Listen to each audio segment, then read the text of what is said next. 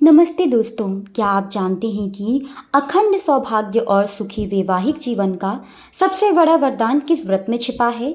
आज हम बात कर रहे हैं सावन के पावन मंगल बार को किए जाने वाले मंगला गौरी व्रत की। मंगला गौरी व्रत न केवल कुंवारी कन्याओं को मनचाहा वर दिलाता है, बल्कि सुहागिन के जीवन से हर संकट को दूर कर देता है। आज इस वीडियो में मैं आपको सुनाने जा रही हूँ इस व्रत की वह प्राचीन कथा, जिसे सुनने मात्र से ही माता पार्वती की असीम कृपा आप पे प्राप्त होती है। तो चलिए अपने मन से माता गौरी का ध्यान धरते हैं और प्रेम से सुनते हैं यह चमत्कारी कथा। बोलिए जय मंगल गौरी। पौराणिक कथा। पौराणिक मान्यताओं के अनुसार इस कथा के बिना व्रत अधूरा माना जाता है, इसलिए पूरी श्रद्धा के साथ इस कथा का श्रवण करेंगे। कथा इस प्रकार है। श्री मंगला गौरी व्रत कथा प्रारंभ। भगवान श्री कृष्णचंद्र जी से युधिष्ठिर जी ने एक प्रश्न किया, हे नंदनंदन, हे गोविंद, अनेकों कथाओं में मैंने सुनी है, अब मुझे पुत्र की दीर्घ आयु करने वाले व्रत को सुनाने की कृपा करें। भगवान श्री कृष्ण जी ने उत्तर दिया, हे शत्रुओं का नाश करने वाले युधिष्ठिर, मैं तुमसे अवैधव्य कारक अर्थात स्त्रियों को सौभाग्य प्रदान करने वाला एक व्रत का वर्णन करता हूँ और इस व्रत संबंधित एक प्राचीन कथा भी कहूँगा। तुम सावधान होकर श्रवण करो। एक समय की बात है कि कुंडल नामक नगर में एक ब्राह्मण भक्त था। वह बहु धन्यवान संपन्न धर्मपाल नाम के एक सुप्रसिद्ध वैश्य निवास करते थे। पुत्र विहीन होने के कारण सप्तानिक वह वैश्य हृदय से व्याकुल रहते थे। उनके घर पर नित्य प्रति शरीर में भस्म लगाए रुद्राक्ष धारण किए हुए तथा जटाओं से युक्त एक शुभ दर्शनीय भिक्षुक आया करते थे, जिन्हें भिक्षार्थी प्रदान किए हुए अन्य को अस्वीकार करते देखा। एक दिन वैश्य पत्नी ने अपने पति से इस प्रकार कहा, ही स्वामीन, इन जटाधारी भिक्षुक का हमारे घर सर्वदा ही आगमन होता है, किंतु हमारे अन्न को यह स्वीकार नहीं करते। इस कारण मुझे अत्यंत खेद है। यह सुनकर वैश्य धर्मपाल ने कहा, हे प्रिय, यदि भिक्षा मांगने के लिए फिर कभी भी भिक्षुक आवे तो निष्पाद तुम स्वर्ण आदि से अलंकृत होकर गुप्त रीति से दूसरे वस्त्र अर्थात झोले में स्वर्ण प्रदान करना। तदंतर उस समय पत्नी ने पति के कहे अनुसार वैश्य ही किया। इस समय उस जटाधारी ने शाप दिया कि तुम संतान विहीन हो जाओ। भिक्षुक के इस वाक्य को सुनकर वह स्त्री दुखित होकर बोली कि हे स्वामिन, आपने मुझ पापिनी को श्राप दिया है, शीघ्र ही इससे मेरा उद्धार कीजिए। ऐसा कहकर दीन वचन बोलते हुए वेश्य पत्नी ने उस भिक्षुक के दोनों चरणों की वंदना की। जटाधारी भिक्षुक ने कहा, हे पुत्री, मेरी आज्ञा अनुसार अपने पति के समीप जाकर कहना कि नीले वस्त्र पहनकर नील वर्ण के घोड़े पर सवार होकर जंगल की ओर प्रस्थान करें। जहाँ पर उन घोड़ा रुक जाए उसी भूमि को खोदना। खोदने पर उन्हें पक्षियों से युक्त मृग तथा वृक्ष समूह से वेविष्ट स्वर्ण से रचा हुआ माणिक इत्यादि विविध रत्नों से सुशोभित तरह तरह के फूलों से युक्त एक रमणीय देव मंदिर दृष्टिगोचर होगा, जहाँ पर भक्तजनों पर कृपा करने वाली जगदम्बा माता भवानी विराजमान है। उन्हीं भवानी की तुम्हें मन से विधि पूर्वक आराधना करनी चाहिए, वे ही तुम्हारा उद्धार करेंगी। भिक्षुक के इस प्रकार आदानतक वचन सुनकर उस वेश्य पत्नी ने बारंबार भिक्षुक के चरणों में मस्तक नवाया। उसी समय जटाधारी भिक्षुक अंतर्ध्यान हो गए। तब वेश्य पत्नी ने कहा, हे स्वामिनी, यहाँ आइए और भिक्षुक ने जो कुछ कहा है उसे आदर पूर्वक श्रवण कीजिए। उस भिक्षुक ने जैसा कहा था उसने अपने पति को कह सुनाया। वेश्य ने आदर पूर्वक सब कुछ सुनकर नीले वस्त्र को पहनकर नीले घोड़े पर सवार होकर वन की ओर प्रस्थान किया। रास्ते में विविध प्रकार के वनों को देखकर वैश्य भयभीत हुए। उनके अतिरिक्त मृग, सींग, दंत वाले पशु इत्यादि पशुओं को देखकर भी रास्ते में भय से व्याकुल नहीं हुए। अंत में लाल वस्त्र, नील वर्ण के कमल, चकवा चकवी पक्षियों से सुशोभित एक सुसज्जित जलाशय तालाब को देखा और उसमें अच्छी तरह स्नान, तर्पण, नित्य क्रिया संपन्न की। फिर घोड़े पर सवार होकर गहन वन की ओर चले।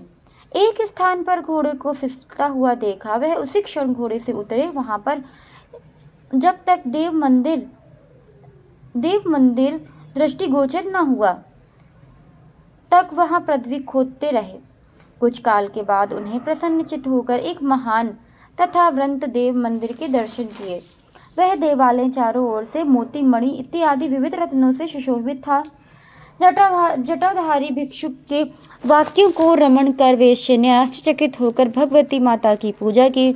सुनहरी वस्त्र, चंदन, अक्षत, चंपा इत्यादि पुष्प, दीप शटल, शक्तियुक्त अनेक प्रकार के पकवान, नाना प्रकार के शाक तथा दुग्ध, घृत एवं शर्कर आदि युक्त नैवेद्य अर्पण कर शुद्धता, मंगल या गिरी चंदन इत्यादि को संपन्नता कर तथा शांत चित्त से फल, तंबाकू, दक्षिण सहित महान धनवान ने श्रद्धापूर्वक पूजन संपन्न किया।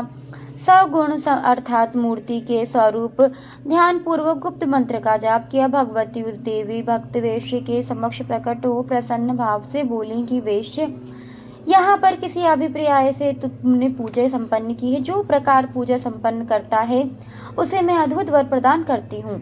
यह सुनकर धर्मपाल ने हाथ जोड़कर भगवती माता के आगे खड़े होकर श्री भगवती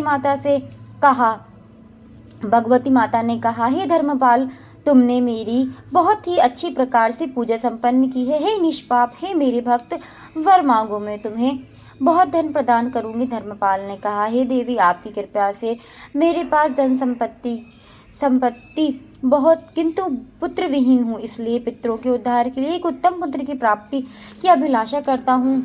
एक भिक्षुक ने मेरे गृह में आते हैं किंतु मेरे अन्न को स्वीकार नहीं करते, इसलिए संपत्निक मुझे अत्यंत दुख होता है। इस प्रकार वेश्य के दीन वचन को सुनकर भगवती ने कहा, हे धर्मपाल, तुम्हारे भाग में सुखदायी पुत्र नहीं है तो विधवा होने वाली कन्या, अल्प आयु वाला पुत्र अथवा नेत्र विहीन दीर्घ आयु पुत्र, इन तीनों में से किसी एक वर की याचना करो।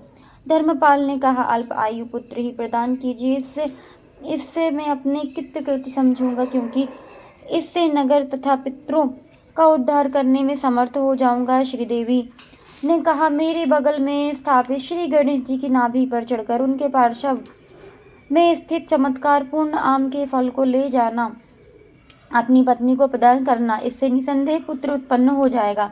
इस प्रकार देवी के वचन को सुनकर वह वेश्य उनके बगल में जाकर गज बदन की नाभि पर चढ़ने से मोह को प्राप्त हुआ। फल को उतारने लेकिन बार बार पुनः दूसरा फल दृष्टिगोचर हुआ। इसी प्रकार बारंबार फल उतारने पर भी उसे एक अन्य फल दिखाई देता रहा। तदंतर क्रोधित होकर गणपति जी ने धर्मपाल को श्राप दे दिया कि 16 वर्ष प्राप्त होते ही तुम्हारा पुत्र को सर्प डसेगा। धर्मपाल अच्छी तरह फल को वस्त्र में बांधकर अपने घर की ओर चल दिया। घर पहुंचकर उसने अपनी भार्या को फल दिया। उस पतिव्रता ने उसी क्षण उसे भक्षण कर लिया। उसने पति के सहयोग से उसने गर्भ धारण किया और 9वें मास में पूर्ण होने पर उसे उत्तम पुत्र प्राप्त हुआ। पिता ने चित्त में संतुष्ट होकर जातक्रम संस्कार 6वें दिन में षष्ठी पूजन किया। पिता ने चित्त में संतुष्ट होकर जातक्रम संस्कार किया। 6ठे दिन में षष्ठी पूजा की। 12वें दिन में नामकरण संस्कार, उसका नाम शिव रखा। 6ठे महीने में अपूर्व अपन्यास संस्कार संपन्न किया। 3य वर्ष में चूड़ामणि यानी मुंडन तथा 6ठे वर्ष में हे युधिष्ठिर, वेश्य ने पुत्र का उपन्यास संस्कार कर ब्राह्मणों को संतुष्ट किया। जिस विप्रय से यज्ञोपवीत प्रदान किया था वह संतुष्ट चित्त हुआ। पुत्र ने जब 10वें वर्ष में प्रवेश किया तो वह तीव्रता से अपने पिता से कहा कि बालक का विवाह भी अच्छे मुहूर्त में करा देना उचित होगा। धर्मपाल ने कहा, मैंने संकल्प किया है कि बालक जब श्री काशी धाम से विश्वनाथ का दर्शन कर लौट आएगा तब इसका विवाह संस्कार संपन्न कर दिया जाएगा। ऐसा कहकर उसने साथियों तथा उसके मामा सहित बहुत से कुछ धन को देकर पुत्र काशीपुरी के लिए रवाना कर दिया। मार्ग में सद्धर्म का आचरण करते हुए प्रतिष्ठवान पुरी में पहुँचे। उस रमणीय नगर में उन्होंने कुछ कन्याओं को परस्पर खेलते देखा। उस कन्या के समूह में गौर्ण वर्ण वाली सुशीला नाम की एक कन्या भी थी। उसके साथ किसी सखी का झगड़ा हो गया और वह उस कन्या को बारंबार हे राण, हे अभागन इस प्रकार संबोधन कर कर गाली देने लगी। सुशीला ने कहा, हे सखी, तुमने व्यर्थ में ही मुझे गाली दी है। चूँकि मेरी माता मानवती मंगल गौरी व्रत का आचरण करती हैं। उस व्रत के प्रभाव से संपूर्ण संबंधी प्यारी महिलाएं अजन्मे विधवा नहीं हो सकती हैं। फिर उनकी कन्या के विषय में ऐसा कहना ही क्या, अर्थात वह तो विधवा हो ही नहीं सकती। यह सुनकर सखी बोली, है भाविनी, उस व्रत के प्रभाव को निश्चित ही वर्णन करो कि जिस प्रकार व्रत को धूप गंधि से भी तंत्र यंत्र पूजन करने से सुख की प्राप्ति होती है। इन वाक्यों को सुनकर आश्चर्यचकित होकर नेत्र बालक का मामा उसकी ही चिंता करने लगा कि यदि इस कन्या के हाथ से इस बालक के ऊपर अक्षत पड़ जामे तो यह 100 वर्ष की आयु प्राप्त कर लेगा। आश्चर्यचकित नेत्रों से उस सुशीले को देखने लगा। सुशीला ने इस कन्या की ओर प्रस्थान करने पर उन्होंने भी अनुसरण किया। वह गौरांग अपने घर में प्रविष्ट हुई तथा उन दोनों व्यक्तियों ने उसके घर के निकट ही एक जलाशय के किनारे सुंदर स्थान में डेरा डाला। विवाह के समय प्राप्त जान सुशील के पिता ने हरि ने अपनी कन्या का विवाह एक के लिए चेष्टा आरंभ कर दी। हर नामक वर के साथ उसका संबंध करना निश्चय किया। हर के माता पिता अपने पुत्र को विवाह हेतु असमर्थ जानकर शिव के मातुल्य के पास पहुंचकर विनय पूर्वक शिव को मांगा। वर के माता पिता ने कहा कि हमारे हर पुत्र का विवाह हरि की शोभना कन्या सुशीला के साथ निश्चय हुआ है, किंतु सुशीले की लिए असमर्थ मालूम पड़ता है। इसलिए हे श्रीमान, लग्न काल के लिए आप कृपा कर शिव को प्रदान करने लगुंतर हम जी पुनः शिव को लौटा देंगे। मामा के कहा कि प्रिय भाषी, शिव को आप लग्न काल में अवश्य ले जाइए। तत्पश्चात मुहूर्त उपस्थित होने पर शिव को विवाह सुशोभित हो गया। उस रात्रि में चक्र में ही सुशीला के साथ शिव ने शयन किया। उस रात मृत रूप में मंगला गौरी स्वप्न में प्रकट होकर स्वप्न में सुशीला से कल्याण युक्त वाणी बोली, हे गौरांगी सुशीले, तुम्हारे पति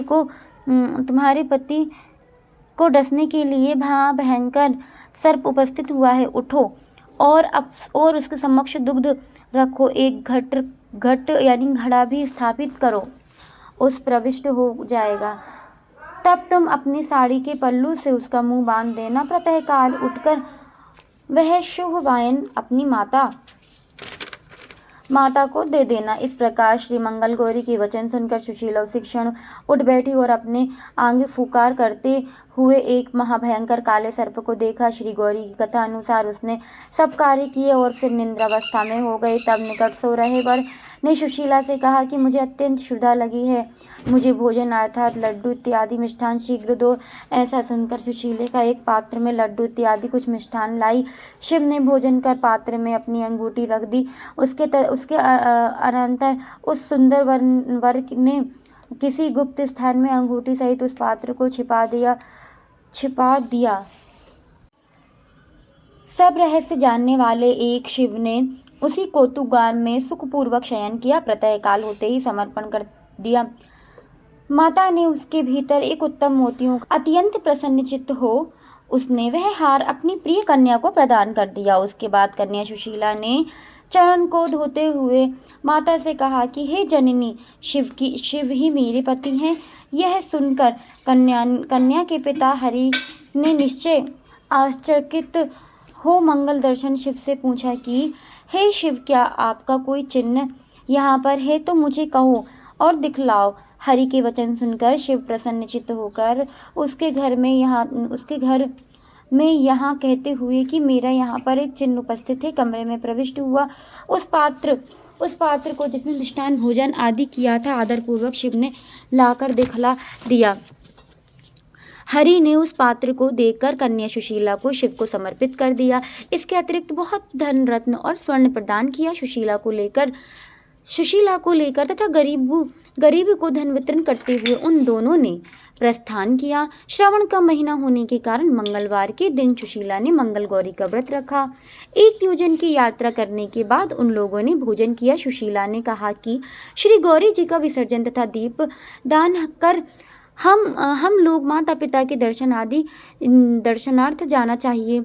ऐसा कहकर जिस स्थान पर श्री गौरी का आवाहन किया था वहाँ पर सुशीला ने उस जगह पर एक अत्यंत स्वर्ण का देवी मंदिर देखा। सुशीला ने गौरी जी का विसर्जन तथा दीपदान आदि कार्य संपन्न कर लेने के बाद उन लोगों ने माता पिता के दर्शनों की उत्कंठ इच्छा से प्रस्थान किया और कुंडिल नगर के निकट पहुंचे। वहां निवास उन्हें देखकर विस्मय हुए उन लोगों ने उत्कंठित होकर धर्मपाल को जाकर कहा। नगरवासियों ने कहा, हे धर्मपाल, आपके पत्र और को पत्नी तथा साथियों सहित हम लोग ने अभी अभी आते देखा है और वे लोग इधर ही आ रहे हैं। तब नगरवासी ऐसा कह ही रहे थे, तब तक वे सब घर पहुंच गए। माता पिता के प्रिय शिव ने उनके चरणों में प्रणाम किया। माता ने अपनी बहन एवं धर्मपाल को नमस्कार किया तथा सुशीला ने भी अपने सास ससुर के चरणों में सिर नवाया। सास ने सुशीला से पूछा, हे सुशीले, हे कमल लोचन, जिस प्रकार व्रत के प्रभाव से मेरा पुत्र दीर्घ आयु हुआ है उस व्रत को कहो। सुशीले ने कहा, सासू जी, मैं तो ऐसा कोई व्रत नहीं जानती, किंतु अपनी माता मानवंती, पिता हरि, ससुर धर्मपाल तथा आप सास जी को जानती हूँ तथा मंगल गौरी का व्रत अपने स्वामी जानती हूँ। ऐसा कहकर सुशीले ने अपने हृदय में आनंद का अनुभव किया। कृष्ण जी ने कहा, हे युधिष्ठिर, इस कारण स्त्रियों को यह व्रत सदैव करना चाहिए। युधिष्ठिर जी बोले, हे कृष्ण, व्रत का फल मैंने सुना, अब इसकी विधि कहिए। कृष्ण जी ने कहा, विवाह के प्रथम वर्ष में आरंभ कर 5 वर्ष पर्यंत श्रवण के महीने में 4 मंगलवार यह व्रत करना चाहिए। प्रथम वर्ष में माता के घर तदंतर पति के गृह में स्त्रियों को आदरपूर्वक व्रत पालन करना चाहिए। प्रथम वर्ष में उत्तम व्रत का संकल्प कर सुंदर पीठ स्थापित कर उसके आगे मंगल गौरी की स्थापना करनी चाहिए। गेहूं के आटे का एक बड़ा दीपक बनाकर घृत से भरकर उसे एक विशिला तथा छोटा पत्थर गोधूम पृष्ठ से रच कर रखें। इस दीपक में सूत्रों से निर्मित बत्ती जलावें तथा गंध पुष्प आदि से षोडश करके मंगल गौरी का पूजन करें। संख्याओं से 5 बिल्व पत्रों से मंगल गौरी का पूजन कर अंग पूजन करें। धूप दीप निवेद समर्पण वायान संकल्प करना चाहिए। ब्राह्मण माता कुलाचार अनुसार सास तथा अन्यों को श्रद्धा पूर्वक लड्डू, कंचुली यानी चोली, वस्त्र, फल दक्षिणा से युक्त वायन देना चाहिए। शोषण दीपक से आरती करना चाहिए तथा लावण्य रहित अन्न का भोजन करना चाहिए। रात्रि में जाकर प्रातःकाल स्थानांतरित कर शांत चित्त से मंगल गौरी जी का विसर्जन करना चाहिए। क्रम से दीप दान आदि करना चाहिए, उचित करना चाहिए। पति की दीर्घ आयु की अभिलाषा करने वाली स्त्रियों को इस व्रत 5 वर्ष तक अवश्य करना चाहिए। युधिष्ठिर जी बोले, हे केशव, इस व्रत के राज्य के उद्यापन विधि वर्णन कीजिए, क्योंकि बिना उद्यापन विधि व्रत ये निष्फल कहा गया है। श्री कृष्ण जी ने कहा, पंचम वर्ष प्राप्त होने पर शुभदायक उद्यापन करना चाहिए। श्रावण मास के मंगल दिन व्रत करने का विचार प्रातः काल उठकर स्नान आदि कृत्य से भली प्रकार निवृत्त होकर उद्यापन करने हेतु संकल्प करें। वेद वेदांतर के ज्ञाताओं आश्चर्य को वर्णन करें। 4 केले के स्तंभ तथा द्वारा युक्त घड़ा तथा करें। चांदी की बड़ी शिला तथा स्वर्ण का परस्पर निर्माण करावे।